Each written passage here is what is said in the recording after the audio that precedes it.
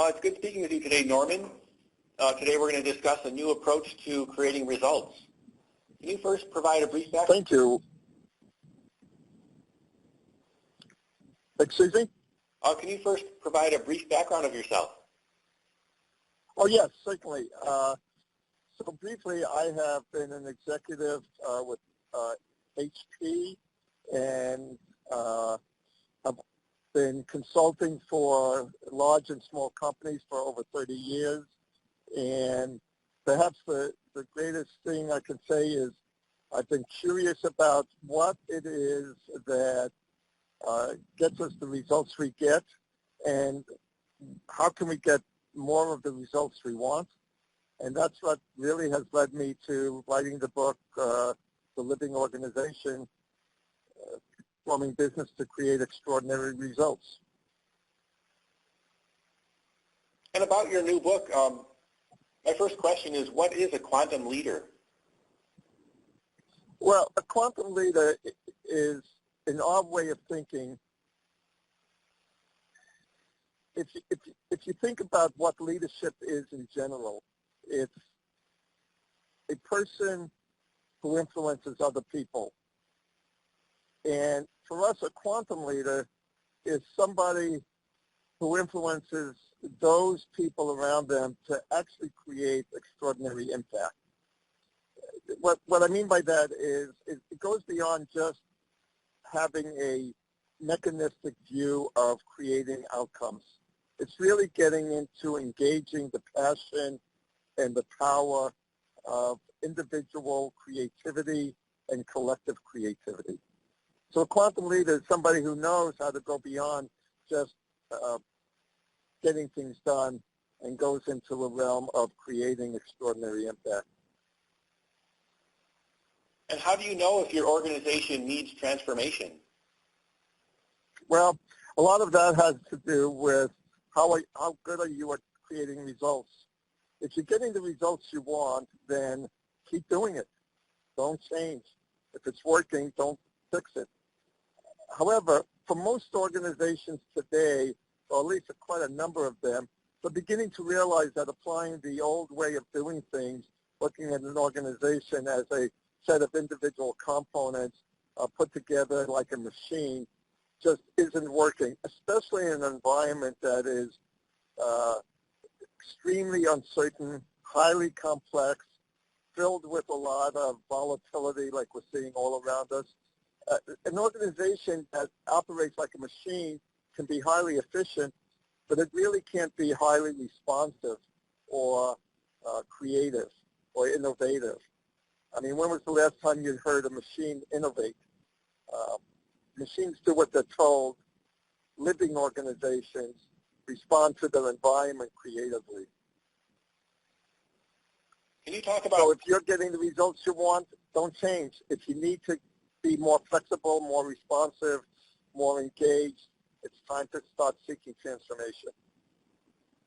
And can you talk about how transformation is done effectively? Well,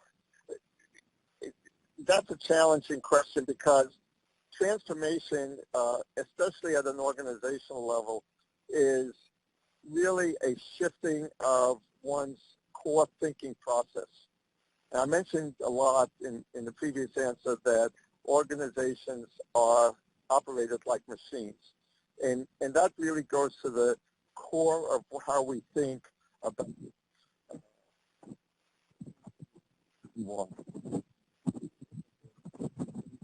efficiency, streamlining, process improvement, those kinds of machine-like attributes. To change that, we have to go about thinking of an organization as a living entity. That means thinking of an organization like a person rather than a machine. So you start approaching the problem sets completely differently. And so the beginning part of the transformation process is really to start shifting the way you think about the challenges you face. And beginning to recognize is what I call turning the pyramid upside down, so to speak. A lot of what we do today is look at the activity we do first and the reason why we do it second.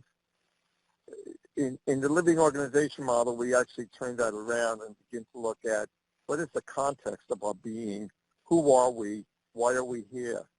Then second, we look at what are the relationships we have. And then finally, we look at what activities do we need to perform to support our context, our purpose, our meaning, and to enhance our relationships.